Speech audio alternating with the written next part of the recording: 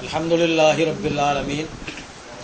Assalatu wassalamu ala Sayyidil Mursaleen wa ala alihi wa ashabihi wa azwajihi wa ahli baytihi tayyibin tahirin amma ba'd. Qala Allahu Ta'ala fil Qur'anihil Kareem. A'udhu billahi minash shaitanir rajeem. Inna ad-deena 'indallahi al-Islam. Sadaqallahul Azim. Allahumma salli salatan kamilatan wa sallim salaman tamman ala sayyidina Muhammadin sallallahu alaihi wasallam alladhi tanhallu bihil uqadu wa tanfarij bihil kurab wa tuqla bihil hawaij wa tunal bihil raghaib wa husnul khawatim wa yastasqal ghamami wajhil kareem wa ala alihi wa sahbihi fi kulli lamhatin வனவசிம் பியாததி குல்லி மாலூமின் luck. கண்ணியத்துக்குரிய சகோதரர்களே, அஸ்ஸலாமு அலைக்கும் வரஹ்மத்துல்லாஹி வபரகாத்து. நபி ஆதம் அலைஹிஸ்ஸலாத்து வஸ்ஸலாம் அவர்கள் முதல் கடைசி நபியாகிய ரஹ்மத்துல் ஆலமீன் சய்யிதுல் முர்சலீன் முஹம்மது முஸ்தபா ஸல்லல்லாஹு அலைஹி வஸல்லம் அவர்கள் வரையிலான அனைத்து நபிமார்களும் இந்த உலகத்துக்கு இஸ்லாம் மார்க்கத்தை தான் போதித்தார்கள். அல்லாஹு தாலா குர்ஆனிலே அல்லாஹுவிடம் ஏற்றுக்கொள்ளப்பட்ட மார்க்கம் இஸ்லாம் என்றும் வமன் யப்தகி கைரல் இஸ்லாமி தீனன் ஃபலன் யுக்பல மின்ஹு, யார் இஸ்லாம் அல்லாத வேறு ஒரு மார்க்கத்தை கொண்டு வந்தால் அந்த மார்க்கத்தை ஏற்றுக்கொள்ளப்பட மாட்டாது, அந்த மார்க்கம் ஏற்றுக்கொள்ளப்பட மாட்டாது. வஹுவ ஃபில் ஆகிரத்தி மினல் ஹாசிரீன், இஸ்லாம் அல்லாத ஒரு மார்க்கத்தை யாராவது பின்பற்றி நடப்பாராயின் நாளை கியாமத்தில் அவர் மிக கைசேதத்துக்குரியவராக மாறிவிடுவார். நாம் சிந்திக்க வேண்டியது என்னவென்றால், இஸ்லாம் என்றால் என்ன? தீன் மார்க்கம் என்பது எது? எல்லோரும் தாங்கள் பின்பற்றுகின்ற மார்க்கம்தான் சரியானது என்று கூறுகிறார்கள்.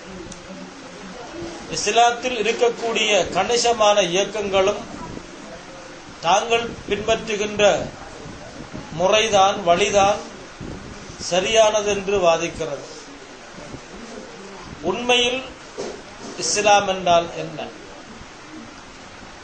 ஒருவருடைய இஸ்லாத்தின் தீனை பார்ப்பதற்கு அவருடைய அமல் ஒரு காரணமா, அவருடைய நடத்தை ஒரு காரணமா, அவருடைய கோலம் ஒரு அடையாளமா? ஒரு மனிதனுடைய செயல்பாடுகளினால் அவர் கொண்டிருக்கின்ற மார்க்கம் சிறப்பானதாக, மேலானதாக, ஏற்றுக்கொள்ளக்கூடியதாக கருத முடியுமா என்ற சிந்தனையெல்லாம், கருத்துக்கள் எல்லாம் நாம் கொள்ள வேண்டியிருக்கிறது. நாம் ஒன்றை புரிந்து கொள்ள வேண்டும். இந்த உலகத்துக்கு வந்த 1,24,000 நபிமார்கள் எல்லாம் மார்க்கத்தை தான் போதித்தார்கள். அவர்கள் போதித்த அந்த மார்க்கத்தை தான் காலத்திலேயும் அது மாற்றம் இல்லாமல் தொடர்ந்து வந்திருக்கிறது என்பதனை குர்ஆனுடைய கருத்து நமக்கு சொல்லி காட்டுகிறது. நமக்கு தெரியும், நபி ஆதம் அலைஹிஸ்ஸலாத்து வஸ்ஸலாமுடைய காலத்தில் இருந்த மார்க்கம் நபி நூஹ் அலைஹிஸ்ஸலாத்து வஸ்ஸலாமுடைய காலத்தில் இருக்கவில்லை. நபி நூஹ் அலைஹிஸ்ஸலாத்து வஸ்ஸலாமுடைய காலத்தில் இருந்த சட்ட திட்டங்கள் நபி மூசா அலைஹிஸ்ஸலாத்து வஸ்ஸலாமுடைய காலத்தில் இருக்கவில்லை. நபி மூசா அலைஹிஸ்ஸலாத்து வஸ்ஸலாமுடைய, நபி ஈசா அலைஹிஸ்ஸலாத்து வஸ்ஸலாமுடைய காலத்தில் இருந்த சட்ட திட்டங்கள் முஹம்மது முஸ்தபா ஸல்லல்லாஹு அலைஹி வஸல்லமுடைய இந்த ஷரீஅத்திலே இருக்கவில்லை, மாற்றப்பட்டிருக்கின்றன. ஒரு ஷரீஅத்தில் அனுமதிக்கப்பட்ட சில சட்டங்கள் மற்றொரு நபியினுடைய ஷரீஅத்திலே மாற்றப்பட்டிருக்கிறது. ஷரியத்தின் சட்டங்கள் மாற்றப்பட்டிருக்கின்றன, நடைமுறைகள் மாறி இருக்கின்றன. ஆனால் இஸ்லாம் மாறவில்லை. அது எப்பொழுதும் ஒரே மாதிரியாக இருந்து வந்திருக்கிறது என்றால் இஸ்லாம் என்றால் எது? தீன் என்று எதற்கு சொல்வது என்பதனை நாம் சிந்திக்க வேண்டும். நபி ஆதம் அலைஹிஸ்ஸலாத்து வஸ்ஸலாம் அவர்களுக்கு பின்னால் ஒரே சமுதாயமாக இருந்த இந்த சமுதாயம், ஒரே மார்க்கத்தில் இருந்த இந்த சமுதாயம் பல்வேறு பிளவுகள் பட்டு பிரிந்து சென்றதாக குர்ஆன் சொல்லுகிறது. அவர்கள் மார்க்கத்திலிருந்து வெளியேறி சென்றதாக இஸ்லாம் சொல்லுகிறது. அவர்கள் வெளியேறி சென்றது செயல்பாட்டிலா அல்லது செயல்பாட்டுக்கு அப்பால் வேறு ஒன்றில்லா என்பதை நாம் ஆய்ந்து பார்க்கிற பொழுது, தீன் என்பது நம்பிக்கைக்குத்தான் சொல்லுவது. தீன் என்பது ஈமானோடு தொடர்புபட்ட நம்பிக்கைகளைத்தான் சொல்வது என்பதனை புரிந்து கொள்கிறோம். ஆதம் அலைஹிஸ்ஸலாத்து வஸ்ஸலாம் அவர்கள் தொடுத்து ரசூலுல்லாஹி ஸல்லல்லாஹு அலைஹி வஸல்லம் அவர்கள் வரையில் நம்பிக்கையில் எந்த மாற்றமும் இருக்கவில்லை. அல்லாஹ்வை பற்றி எப்படி நம்ப வேண்டுமோ அந்த நம்பிக்கையைத்தான் எல்லா நபிமார்களும் ஒரே மாதிரி போதித்தார்கள். அந்த நம்பிக்கை கோட்பாட்டை தான் தீன் என்று அல்லாஹ் சொல்லி காட்டுகின்றான். அந்த நம்பிக்கை கோட்பாட்டுக்கு மாற்றமான ஒரு கொள்கையை நபி ஆதம் அலைஹிஸ்ஸலாத்து வஸ்ஸலாம் அவர்களுக்கு பின்னால் வந்த சமுதாயம் எடுத்த பொழுதுதான் இஸ்லாத்திலிருந்து அவர்கள் வேறுபட்டு சென்றார்கள். முஷ்ரிக்கீன்கள் என்று நாம் கூறுகிறோம், இணை வைப்பாளர்கள் என்று. அல்லாஹ்வுக்கு அவர்கள் இணை வைத்தார்கள், நம்பிக்கையில் அவர்கள் மாற்றம் செய்தார்கள். அதனால் இஸ்லாத்திலிருந்து அவர்கள் வேறுபட்டார்கள். ஒரு நாத்தியவாதம் நம்பிக்கை எப்படி இருக்க வேண்டும், எதை நம்ப வேண்டுமோ அவன் நம்பாத காரணத்தினால் தான் அவன் இஸ்லாத்திலிருந்து வேறுபட்டு அவன் காபிராக போனான். எல்லா நபிமார்களையும் நம்பி வந்த யூதர்கள் பின்னால் வந்த ஈசா அலைஹிஸ்ஸலாத்து வஸ்ஸலாம் அவர்களை நம்பாத காரணத்தினால் தான் அவருடைய நம்பிக்கையும் அவருடைய செயல்பாடுகளும் பயனற்றதாக மாறியது. வேதம் கொடுக்கப்பட்டு அல்லாஹ்வை, ரசூலை, முந்திய வேதங்களை, மறுமையை எல்லாவற்றையும் நம்பிய அந்த கூட்டம்தான் யூதர்களும் நசாராக்களும். ரசூலுல்லாஹி ஸல்லல்லாஹு அலைஹி வஸல்லம் அவர்களை நம்பாத காரணத்தினால் தான் அவர்கள் காபிராகி போனார்கள். ரசூலுல்லாஹி ஸல்லல்லாஹு அலைஹி வஸல்லம் அவர்கள் காலத்தில் வாழ்ந்த யூதர்களும் நசாராக்கள் மாத்திரமல்ல, குறைஷி காபிர்களுக்கும் ரசூலுல்லாஹி ஸல்லல்லாஹு அலைஹி வஸல்லம் அவர்கள் அல்லாஹ்வுடைய திருத்தூதர், கடைசி நபி என்பது தெளிவாகவே தெரிந்திருந்தது. நபிகள் நாதர் முஹம்மது முஸ்தபா ஸல்லல்லாஹு அலைஹி வஸல்லம் அவர்களை நம்பிக்கைக்குரியவர், உண்மையாளர், மோசடிக்காரன் அல்ல என்று தெளிவாகத்தான் அந்த மக்கள் நம்பியிருந்தார்கள். வானம் பூமி யாவற்றையும் படைத்தவன் யார் என்று அந்த மக்களிடத்தில் கேட்டால் அல்லாஹ் என்று கூறுவார்கள் என்று முஷ்ரிக்களை பார்த்து அல்லாஹ் சொல்கின்றார். அல்லாஹ்வை பற்றிய நம்பிக்கை அவர்களுக்கு இருந்தது. ஆனால் அவர்கள் காபிரானது எதனால்? அவருடைய நம்பிக்கை ஏற்பட்ட குளறுபடியினால். ரசூலுல்லாஹி ஸல்லல்லாஹு அலைஹி வஸல்லம் உடைய காலத்தில் இருந்தவர்கள் நாயகம் ஸல்லல்லாஹு அலைஹி வஸல்லம் அவர்களை பற்றிய அறிவு இருந்தது, அவர் உண்மை என்ற அறிவு இருந்தது. ஆனால் அது மூளையில் இருந்தது, கல்புக்குள் வரவில்லை. நம்பிக்கை வரவில்லை. அந்த நம்பிக்கை கல்வில் வராத காரணத்தினால் தான் அவர்கள் அல்லாஹ்வுடைய ரசூல் என்ற அவருடைய அறிவும் கூட பயனற்றதாக மாறியது. யூதர்களுக்கும் நசாராக்களுக்கும் ரசூல் ஸல்லல்லாஹு அலைஹி வஸல்லம் அவர்கள் வேதத்தில் சொல்லப்பட்ட கடைசி நபிதான் என்பதை அவர்கள் தெளிவாக அறிந்திருந்தார்கள். ஆனால் நம்பிக்கை வரவில்லை. அதனால் அவருடைய அறிவு பயனற்றதாக மாறியது. முந்திய வேதங்களில் சொல்லப்பட்ட, முந்திய நபிமார்கள் கூறிய சட்டப்படியான விளக்கங்களைத்தான் அவர்கள் வழங்கி இருந்தார்கள். அதன்படியே அவர்கள் அமல் செய்யவும் செய்தார்கள். அல்லாஹ்வை நம்பினார்கள், தொழுதார்கள், நோன்பு பிடித்தார்கள், ஜகாத்து கொடுத்தார்கள், எல்லா காரியங்களையும் செய்தார்கள். ஆனால் அந்த நம்பிக்கை பூரணமில்லாத காரணத்தினால் பெருமானார் ஸல்லல்லாஹு அலைஹி வஸல்லம் அவர்களை நம்புவது ஈமானில் ஒரு பகுதி, தீனில் ஒரு பகுதி. அதில் புதுமை இல்லாத காரணத்தினால் அந்த ஏற்கனவே அவர்கள் நம்பிய அவர்கள் செய்த அனைத்துமே பயனற்றதாக மாறிவிட்டது. அப்ப ஈமான் என்றால் ஒன்று நாம் புரிந்து கொள்ள வேண்டியது, வெறும் செயல்பாடுகள், ஒன்றை பற்றி நாம் அறிந்திருக்கின்ற புரிதல்கள் ஈமானாக ஆகுவதில்லை. நம்பிக்கைதான் ஈமான், அந்த நம்பிக்கைதான் தீன்.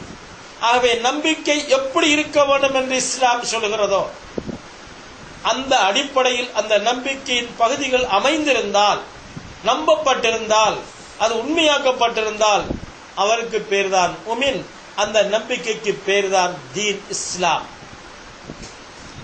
ஒவ்வொரு மார்க்கத்திலேயும் ஒவ்வொரு நபிமாருடைய காலத்திலேயும் அல்லாஹ் வித்தியாசமான ஷரியத்தை கொடுத்ததாக குர்ஆனிலே சொல்கின்றார்.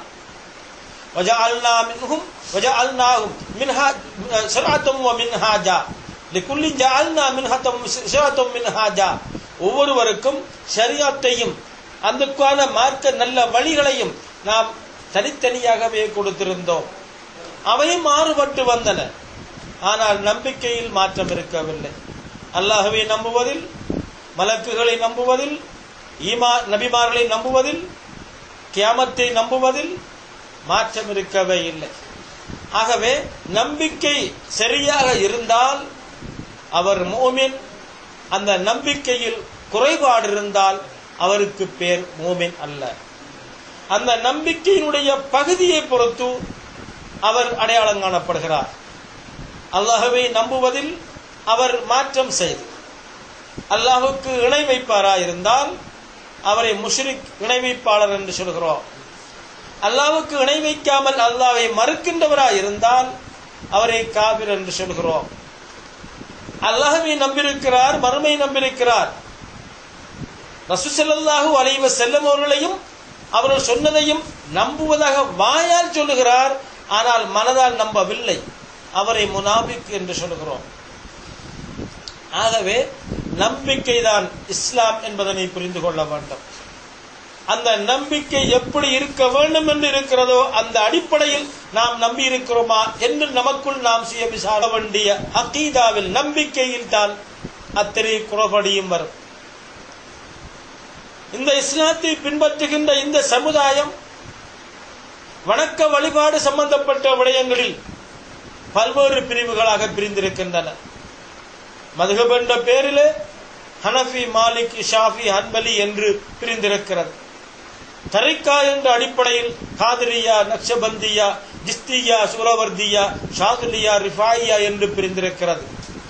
ஆனால் இந்த பிரிவு அவர்களுடைய அடிப்படையில் இருந்து அவர்களை பிரிப்படுத்தவில்லை. அவருடைய நம்பிக்கையில் இவர் எல்லோரும் ஒன்றாயிருக்கிற காரணத்தினால் இவர்கள் ஒரு பிளவுபட்ட சமுதாயமாக பார்க்கப்படுவதில்லை. அவை நம்பிக்கையில் யார் பிரிந்தார்களோ அவர்களைத்தான் வழிகட்ட இந்த நரகத்துக்கு செல்கின்ற 72 கூட்டமாக பார்க்கப்படுகிறது. இஸ்லாத்தின் ஆரம்பத்தில் பிரிந்த ஒரு சமுதாயம் ஹவாரிஜிகள். அவர்கள் அமலில் பிரியவில்லை, வணக்க வழிபாடுகளில் பிரியவில்லை, அவர்கள் நம்பிக்கையில் தான் பிரிந்தார்கள். முஅ்தஸிலா என்ற இயக்கம் நம்பிக்கையில் தான் பிரிந்தார்கள். கதரியா, முர்ஜியா போன்ற இயக்கங்கள் எல்லாம் நம்பிக்கையில் தான் பிரிந்தார்கள். ரவாபிலி, ஷியா என்ற பிரிவுகள் எல்லாம் நம்பிக்கையில் தான் பிரிந்தார்கள். அதனால் அவர்களுடைய தொழுகையையோ அவருடைய வணக்க வழிபாடுகளையோ நாம் பார்ப்பதில்லை. காரணம், இந்த நம்பிக்கையை வைத்துத்தான் அவருடைய வணக்க வழிபாடுகளுக்கு பெருமதி இருக்கிறது, வணக்க வழிபாடுகளுக்கு அங்கீகாரம் இருக்கிறது. அவை அடிப்படை ஈமான் கொள்ள வேண்டிய விஷயங்களிலே மாற்றம் செய்த காரணத்தினால் தான் ஒவ்வொருவரும் வழிகட்டு தவறி சென்றார்கள் என்பதனை நாம் புரிந்து கொள்ள வேண்டும். ரசூல் ஸல்லல்லாஹு அலைஹி வஸல்லம் அவர்களை பற்றி நாம் எப்படி நம்ப வேண்டும்?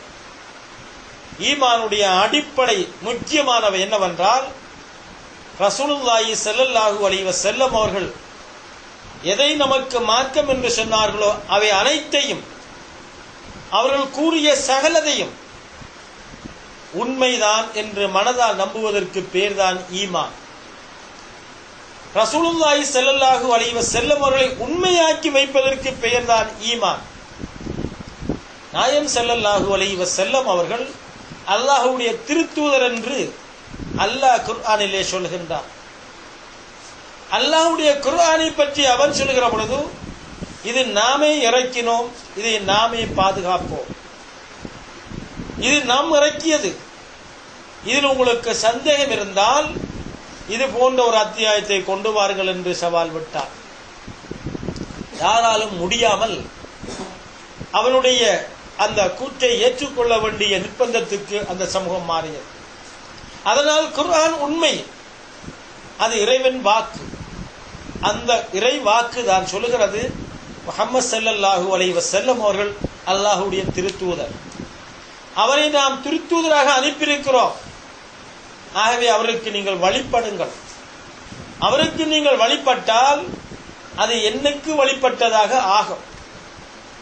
யார் அவருக்கு வழிபடவில்லையோ எனக்கு அவர் வழிபடவில்லை, யார் அவருக்கு வழிபடுகிறாரோ அவர் எனக்கு வழிபட்டவர். ஆகவேதான் ரசூலுல்லாஹி ஸல்லல்லாஹு அலைஹி வஸல்லம் அவர்களை நாம் முழுமையாக நம்ப வேண்டியதும், ரசூல் ஸல்லல்லாஹு அலைஹி வஸல்லம் அவர்களை நாம் முன்மாதிரியாக கொண்டு அப்படியே பின்பற்ற வேண்டியது நமக்கு கடமையாக இருக்கிறது. அவருடைய சொல்லை நாம் கேட்டு நாம் பின்பற்றி நடக்க வேண்டும். அவருடைய வாழ்க்கையை நாம் முன்மாதிரியாக கொள்ள வேண்டும். ரசூல் ஸல்லல்லாஹு அலைஹி வஸல்லம் அவருடைய கட்டளை அல்லாஹ்வுடைய கட்டளை, அவருடைய செயல் அல்லாஹ்வுடைய செயல். ஆகவேதான் நாம் வித்தியாசம் பார்க்காமல் நாம் மார்க்கமாக அவருடைய செயலை நாம் பார்க்கிறோம், மார்க்கமாக அவருடைய சொல்லை நாம் பார்க்கிறோம். ரசூலுல்லாஹி ஸல்லல்லாஹு அலைஹி வஸல்லம் அவர்களை அல்லாஹ் தஆலா குர்ஆனிலே எவ்வாறு அவர்களை மதித்து சொல்கிறானோ அதே மாதிரியாக நாம் மனதில் அவர்களை மதித்து நம்ப வேண்டும். குர்ஆனிலே பெருமானார் ரசூல் அக்ரம் ஸல்லல்லாஹு அலைஹி வஸல்லம் அவர்களை நம்மை போன்ற ஒரு சாதாரண மனிதர் என்று அல்லாஹ் சொல்லவில்லை. குர்ஆனிலே அல்லாஹ் தஆலா நபிமார்களை சொல்லியிருக்கிறார். நபிமார்களை நாம் ஒரே அந்தஸ்தில் அல்ல, நாம் பல்வேறு அந்தஸ்துகளிலே அவர்களை அனுப்பி வைத்திருக்கிறோம். ஆனால் ரசூல் ஸல்லல்லாஹு அலைஹி வஸல்லம் அவர்களுக்கு நாம் கணக்கில்லாத மகத்தான அருட்கொடைகளை கொடுத்து அனுப்பி வைத்திருக்கிறோம். நாயகம் ஸல்லல்லாஹு அலைஹி வஸல்லம் அவர்களை நாம் சாதாரண மனிதனாக அனுப்பவில்லை, இந்த உலகத்துக்கே அருளாக அனுப்பியிருக்கிறோம் என்று அல்லாஹ் கூறுகிறார். ஆகவே எல்லா ஜீவராசிகளும் அது பூமியில் வாழட்டும், அந்தரத்தில் வாழட்டும், விண்ணிலே வாழட்டும், எந்த ஜீவராசியா இருந்தாலும் ரசூல் ஸல்லல்லாஹு அலைஹி வஸல்லம் அருளுக்கு உட்பட்டதுதான்.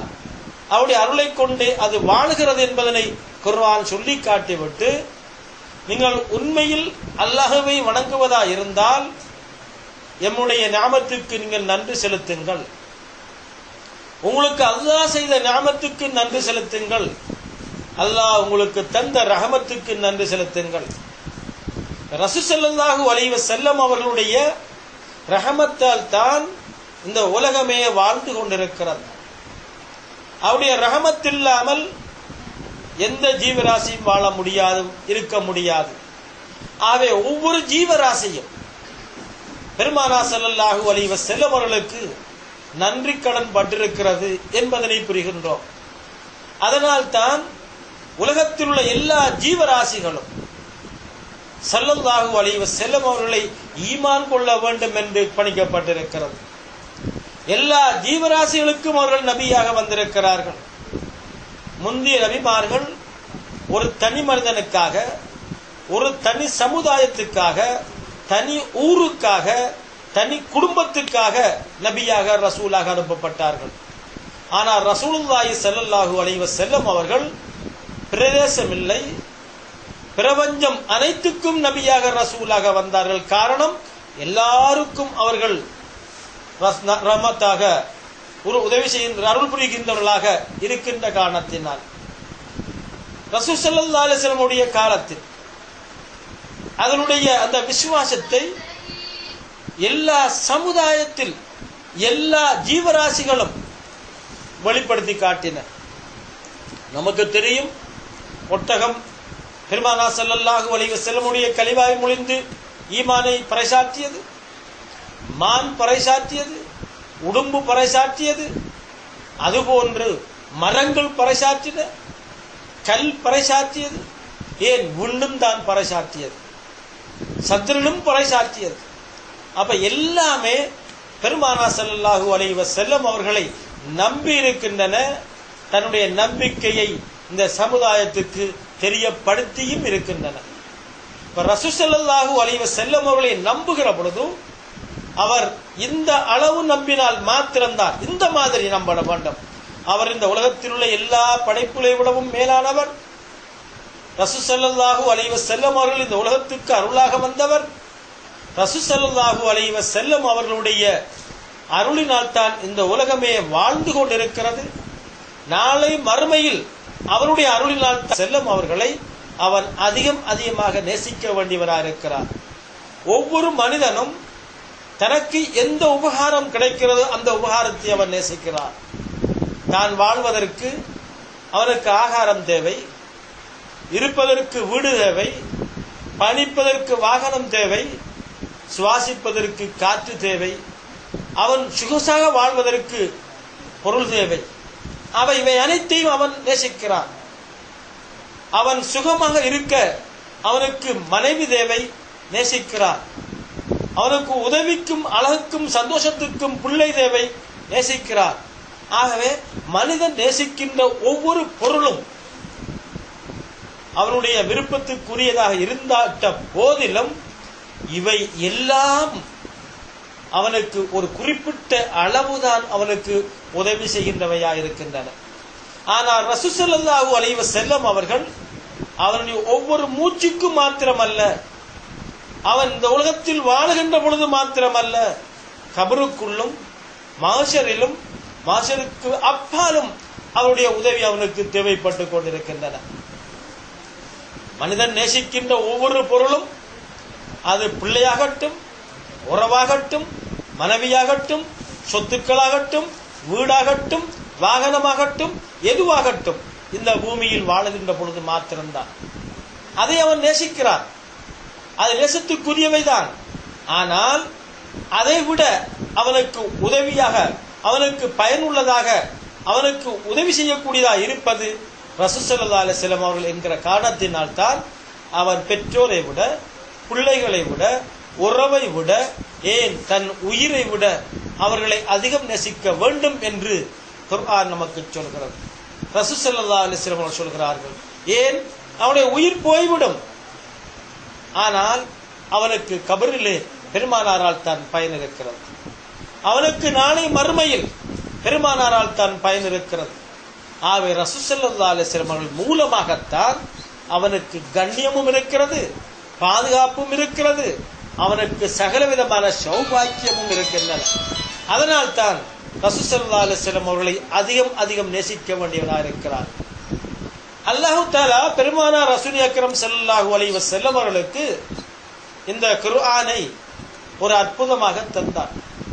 அந்த குர்ஆனை நமக்கு ஒரு வழிகாட்டியாகவும் தந்தார். அந்த குர்ஆனை பின்பற்றி நடக்கிற வரையில் வழி தவற மாட்டோம் என்றும் ரசூல் ஸல்லல்லாஹு அலைஹி வஸல்லம் அவர்கள் நமக்கு உபதேசித்து விட்டு சென்றார்கள். குர்ஆனும் சொல்லுகிறது, இந்த குர்ஆன் உங்களுக்கு வழிகாட்டும், உங்களை இருளிலிருந்து வெளிச்சத்துக்கு கொண்டு வரும், வழிகாட்டிலிருந்து நேரு வழிக்கு கொண்டு வரும் என்று அல்லாஹ் குர்ஆனை பற்றி குர்ஆனிலேயே சொல்லி காட்டுகிறார்.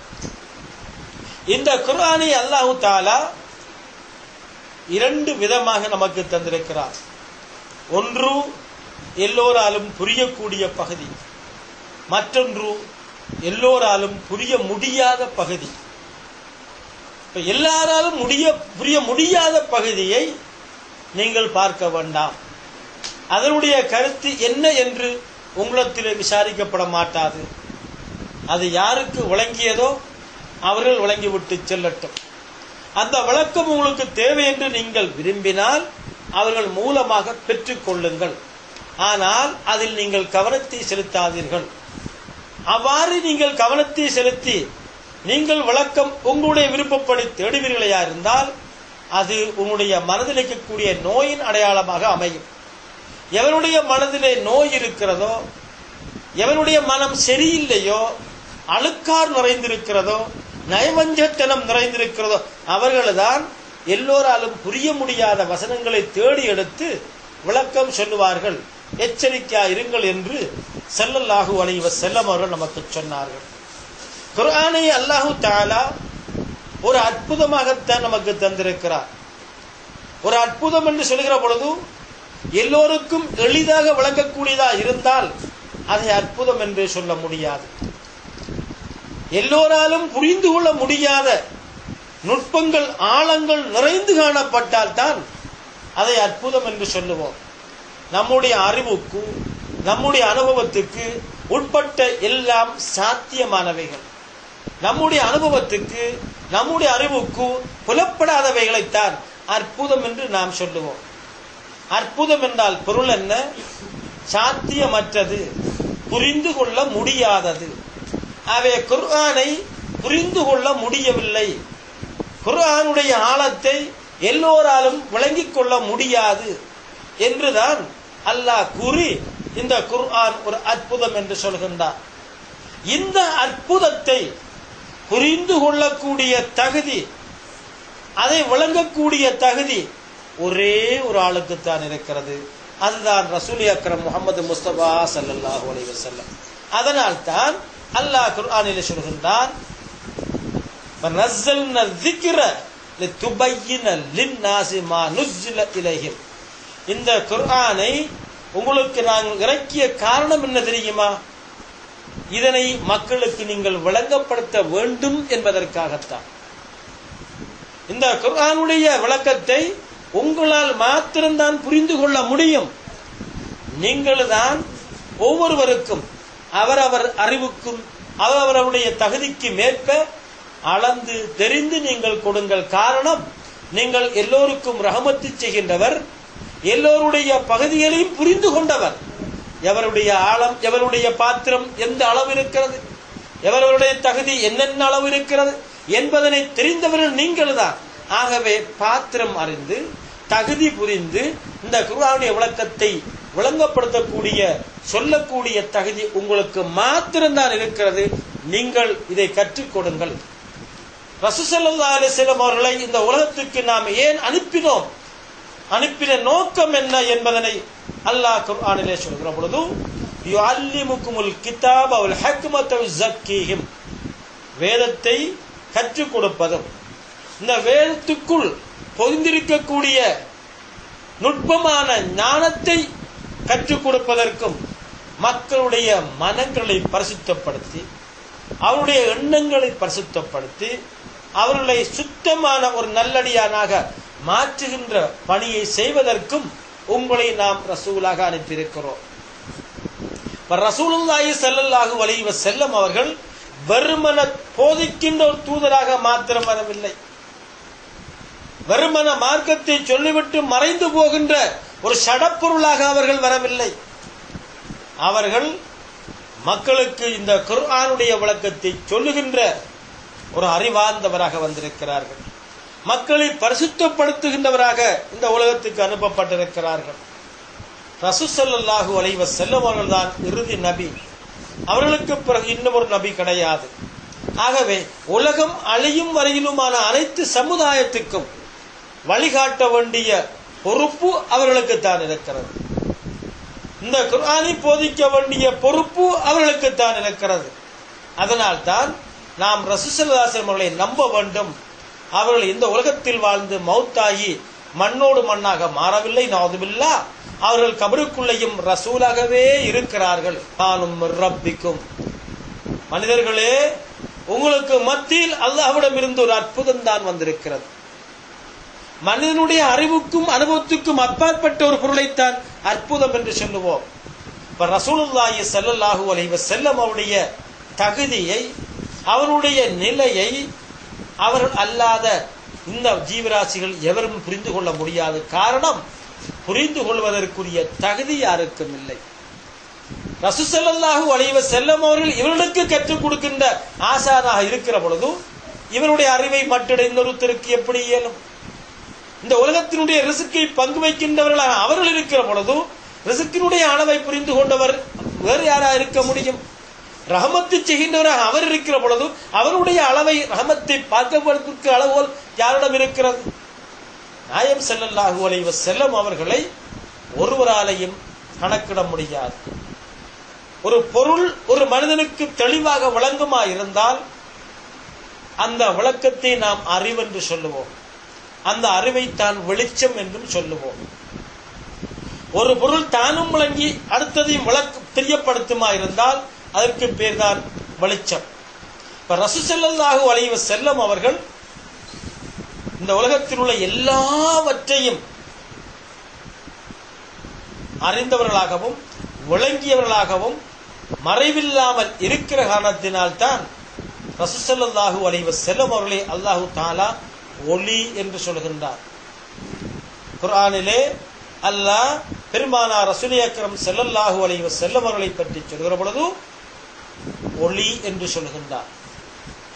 ஒரு மனிதனுடைய உள்ளத்தில் அல்லாஹ் ஹிதாயத்தை நாடிவிட்டால்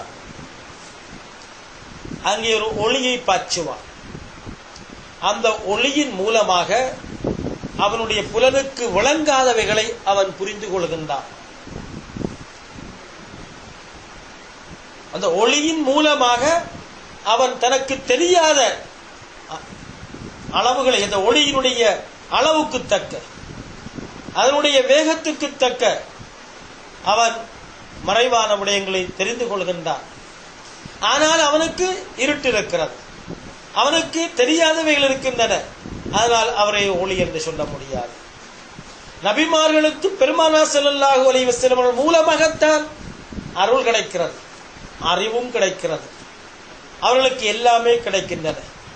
ஆகவே ஒரு எல்லையும் ஒரு அளவும் அங்கு இருக்கிற காரணத்தினால் அவர்களையும் ஒரு பூரணமான ஒளி என்று சொல்ல முடியாது. சூரிய சந்திரனையும் நாம் பூரண ஒளி என்று சொல்ல முடியாத காரணம், அண்ட குலத்தில் எத்தனையோ சூரியன்கள் இருக்கின்றன. சூரியத்தின் வெளிச்சம் படாத அண்ட ஒளியில் ஆயிரக்கணக்கான பகுதிகள் இருக்கின்றன.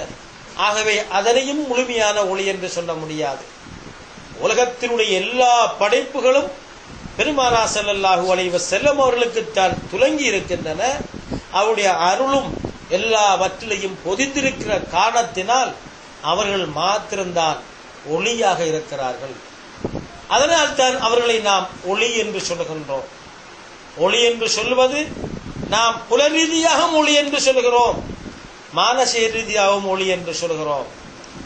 நாம் சூரியனை புலக்காட்சியான ஒளி என்று சொல்கிறோம், அறிவை நாம் மானசீக ஒளி என்று சொல்கிறோம். ஸல்லல்லாஹு அலைஹி வஸல்லம் அவர்கள் எல்லா விதமான ஒளியாகவும் இருந்திருக்கிறார் என்பதனை ஹதீஸும் சொல்கிறது, குர்ஆனும் சொல்கிறது. அவை பெருமானார் ரசூல் அக்ரம் ஸல்லல்லாஹு அலைஹி வஸல்லம் அவர்களை அவர் நம்ப வேண்டும். எப்படி நம்ப வேண்டும்? அவர்கள் அல்லாஹ்வுடைய ரசூல் என்று மாத்திரமல்ல, அவர்கள் இந்த உலகத்தினுடைய படைப்புக்கே மூல கருத்தா என்று நம்ப வேண்டும். அவர்கள் மூலமாகத்தான் இந்த உலகமே வெளிவந்திருக்கிறது என்பதனையும் புரிந்து கொள்ள வேண்டும். அல்லாஹு தஆலா ரப்புல் ஆலமீனா இருப்பது போல் ரசூல் ஸல்லல்லாஹு அலைஹி வஸல்லம் அவர்கள் ரஹ்மத்துல் லில் ஆலமீனா இருக்கிறார் என்று அவன் நம்ப வேண்டும். ரசூல் ஸல்லல்லாஹு அலைஹி வஸல்லம் அவர்கள் மூலமாகத்தான் அல்லாஹ் இந்த உலகத்துக்கு அருளையும் இரணத்தையும் வழங்குகிறான் என்றும் அவன் நம்ப வேண்டும். மாத்திரமல்ல, ஸல்லல்லாஹு அலைஹி வஸல்லம் அவர்கள் எதை சொன்னாலும் ஏன் எதற்கு என்ற கேள்வி இல்லாமல் அவன் முழுமையாக ஏற்று நடக்க வேண்டும்.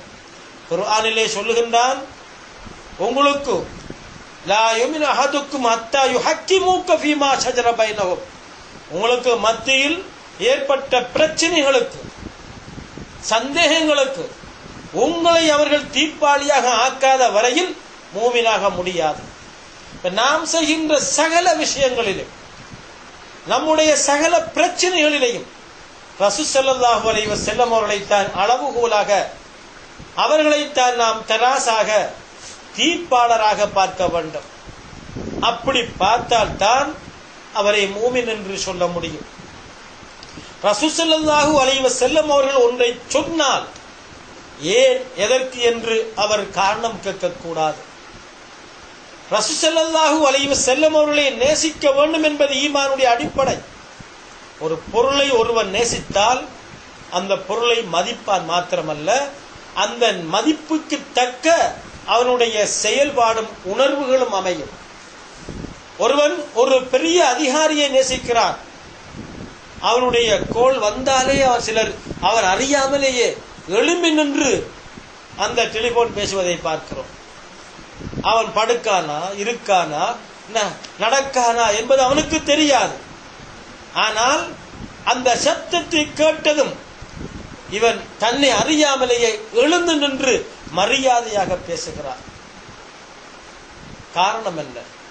அவர்கள் அவன் வைத்த மரியாதை. அதுதான் நேசம், அதுதான் உணர்வு. அவை பெருமானார் ரசூல் அக்ரம் ஸல்லல்லாஹு அலைஹி வஸல்லம் அவருடைய பெயரை கேட்கிற பொழுது, அவர்களை பற்றிய எண்ணம் வருகிற பொழுது, அவர்களை பற்றிய மரியாதை மனதிலும் வர வேண்டும், அவருடைய அங்க அசைவிலையும் வர வேண்டும். ரசூலுல்லாஹி ஸல்லல்லாஹு அலைஹி வஸல்லம் பெயரை கேட்கிற பொழுதெல்லாம் என்னென்ன வகையில் அந்த மரியாதையை நேசத்தை வெளிப்படுத்த முடியுமோ அப்படியெல்லாம் அவன் வெளிப்படுத்த வேண்டும். சாதாரணமாக பார்க்கிறோம், தனக்கு விருப்பமான ஒருவருடைய கடிதம் கிடைத்தால் அந்த கடிதத்தை பார்க்கிற பொழுது அவனுக்கு ஒரு இன்பம். அந்த கடிதத்தை கண்டதும் கண்ணிலே வைத்து முத்தமிடுகிறான். ஒரு போட்டோவை, தனக்கு விருப்பமானவருடைய போட்டோவை, அது குழந்தையாகட்டும், மனைவியாகட்டும், தாயாகட்டும், அல்லது தன் குருவாகட்டும், அவன் போனிலே வைத்திருக்கிறான். நான் நிறைய பேருடைய போனிலே அதை பார்க்கிறோம். அதை பார்க்கிற பொழுதெல்லாம் அவன் முத்துகிறான். ஆனால் அவரை அவன் முத்தவில்லை, எண்ணத்தில் அவனைத்தான் முத்துகிறான். இதற்கெல்லாம் காரணம் தேட மாட்டான் உண்மையான விசுவாசி. உண்மையான விசுவாசி அவனுடைய நேசத்தின் உணர்வு ஒவ்வொன்றுக்கும் ஆதாரம் தேட மாட்டான். ரசூல் ஸல்லல்லாஹு அலைஹி வஸல்லம் அவர்களை அவன் நேசிக்கிற பொழுது அவர்களோடு தொடர்புபட்ட சகலவற்றையும் அவன் நேசித்தாக வேண்டும். லைலாவை மஜ்னூன் காதலித்தானா, அவனுடைய நேசத்தினுடைய அளவு எந்த அளவு முறுக்காறு இருந்தென்றால், லைலாவின் வீட்டை குறுக்கறுத்து வருகின்ற நாயை கட்டி பிடித்து அவன் கொஞ்சினானா. ஏன்றா நாயை பிடிச்சி கொஞ்சிரா என்று கேட்டதற்கு, நாயில் லைலாவின் வாடை பட்டிருக்கிறது, அதனால் கொஞ்சுகிறேன் என்றானா. இமாம் மாலிக் ரஹிமஹுல்லாஹ் மதீனாவை விட்டும் வேறு எங்குமே செல்லவில்லை. அவர்கள் மதீனாவில் இருக்கின்ற காலமெல்லாம் காலுக்கு செருப்பு போட்டதும் இல்லை. மதீனாவின் எல்லைக்குள் அவர்கள் சிறுநீர் கழித்ததும் இல்லை, மலம் கழித்ததும் இல்லை. சஹாபாக்களிலே சிலர் ரசூல் ஸல்லல்லாஹு அலைஹி வஸல்லம் அவர்கள் எங்கெங்கெல்லாம் போனார்களோ அங்கெங்கெல்லாம் போனார்கள். என்னென்ன இடத்தில் அவர்கள் இருந்தார்களோ அந்தந்த இடங்களில் இருந்தார்கள். அவர்கள் எந்தெந்த இடங்களில் சயனித்தார்களோ அந்தந்த இடங்களில் எல்லாம் சயனித்தார்கள். காரணம் கேட்டபோது தெரியாது, இந்த இடத்தில் ரசூல் ஸல்லல்லாஹு அலைஹி வஸல்லம் இப்படித்தான் இருந்தார்கள். ரசூலுல்லாஹி ஸல்லல்லாஹு அலைஹி வஸல்லம் அவர்களுடைய நேசத்தை, அவருடைய உள்ளத்தில் இருக்கின்ற அந்த எண்ணத்தின் உணர்வுகளை செயல் வடிவமாக ஆக்கி காட்டினார்கள். ஒரு சூஃபி சொல்கிறார், மா மதீனாதனில் பொதிந்த மன்னதாய் நான் ஆனேன் இல்லையே.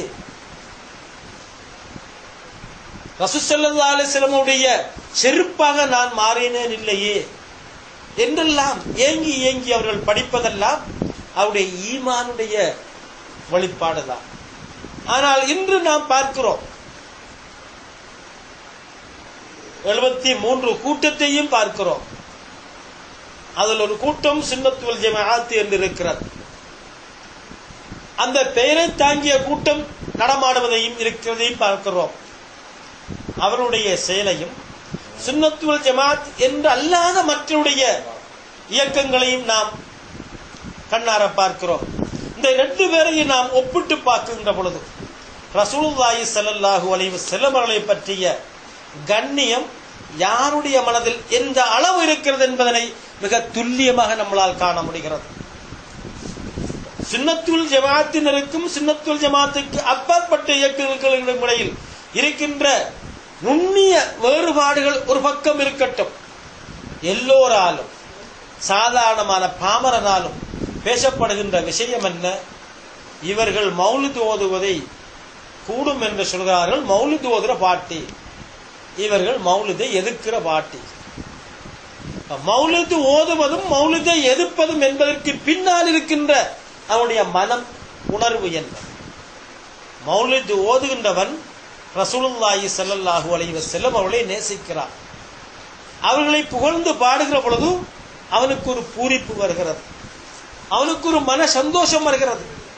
அதற்காக அவன் தன்னுடைய நேரத்தை, தன்னுடைய பொருளை அவன் செலவழிக்கிறான். யார் யாரெல்லாம் மௌலிது ஓதுகிறார்களோ அவர்களை நேசிக்கிறார். யார் மௌலிதை ஓத வெறுக்கிறார்களோ அவர்களை இவரும் வெறுக்கிறார்.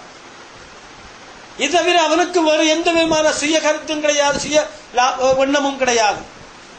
அப்ப ரசூல் ஸல்லல்லாஹு அலைஹி வஸல்லம் அவர்களை அவன் நேசித்தான், மௌலிது ஓதுகிறான். ரசூல் ஸல்லல்லாஹு அலைஹி வஸல்லம் நேசித்தவனை அவன் நேசிக்கிறான். ரசூல் ஸல்லல்லாஹு அலைஹி வஸல்லம் அவர்களை யார் நேசிப்பதை வெறுக்கிறானோ அவர்களை இவன் வெறுக்கிறான். இதுக்கு பேர் தான் ஈமான். ரசூல் ஸல்லல்லாஹு அலைஹி வஸல்லம் அவர்களை யார் நேசிக்கிறானோ அவர்களை நேசிக்க வேண்டும். யார் அவர்களை வெறுக்கிறார்களோ, அவர்களை குறை காணுகிறார்களோ, யார் அவர்களை மரியாதையினமாக பார்க்கிறார்களோ அவர்களை முழுமையாக வெறுப்பதுதான் ஈமான். குறைஷிகள் உயர்ந்த குடும்பத்தை சார்ந்தவர்கள். அவர்கள் பிளவுபட்டார்கள், தொல்லைகள் அனுபவித்தார்கள், வீட்டை இழந்தார்கள், உறவை இழந்தார்கள், ஏன் ஊரை இழந்தார்கள். எதற்காக? ரசூல் ஸல்லல்லாஹு அலைஹி வஸல்லம் அவர்களை ஈமான் கொண்டார்கள் என்கிற காரணத்துக்காகத்தான். ரசூல் ஸல்லல்லாஹு அலைஹி வஸல்லம் அவர்களை நேசித்த காரணத்தினால் தான் அவர்கள் ஊரை இழந்தார்கள், உறவை இழந்தார்கள், உயிரை இழந்தார்கள், உடைமை இழந்தார்கள், யாவற்றையும் இழந்தார்கள். ரசூல் ஸல்லல்லாஹு அலைஹி வஸல்லம் அவர்களை விரும்பவில்லை என்ற காரணத்தினால் தான் தன்னுடைய இரத்தத்தோடு, தன்னுடைய உறவோடு அவர்கள் வாளேந்தி போராடினார்கள், வாளெடுத்து வெட்டினார்கள். வெற்றிக்கெல்லாம் அவருடைய மனதில் இருந்தது ஒரே ஒரு அளவுகோல் தான், ரசூல் ஸல்லல்லாஹு அலைஹி வஸல்லம் அவர்கள் மீது கொண்ட பற்று. ரசூல் ஸல்லல்லாஹு அலைஹி வஸல்லம் அவர்கள் மீது கொண்ட பற்று தான் காரணம், வேறு எதுவும் அல்ல. ஆகவே ரசூல் ஸல்லல்லாஹு அலைஹி வஸல்லம் அவர்களை நேசிப்பது நேரிய பாதையின் அடையாளம். ரசூல் ஸல்லல்லாஹு அலைஹி வஸல்லம் அவர்களை நேசிக்காமல் சாதாரணமாக பார்ப்பது வழிகேட்டின், நைவஞ்சகத்தின் அடையாளம் என்பதனை இப்போதைக்கு நாம் தெளிவாக புரிந்து கொண்டு இதற்கு பின்னால் இது தொடர்பான விளக்கங்களை இன்ஷா அல்லாஹ் தொடர்வோம். ربنا آتنا في الدنيا حسنة وفي الآخرة حسنة وقنا عذاب النار. ربنا اغفر لنا وارحمنا لوالدينا ولمشايخنا لإخواننا لأساتذتنا. ربنا رب ارحمهما كما ربياني صغيرا. وصلى الله تعالى وسلم على خير خلقه سيدنا مولانا محمد صلى الله تعالى عليه وسلم وعلى آله وأصحابه وأوليائه وأصفيائه أجمعين. سبحان ربك رب العزة عما يصفون وسلام على المرسلين الحمد لله رب العالمين. صلى الله على محمد صلى الله عليه وسلم. صلى الله على محمد صلى الله عليه وسلم.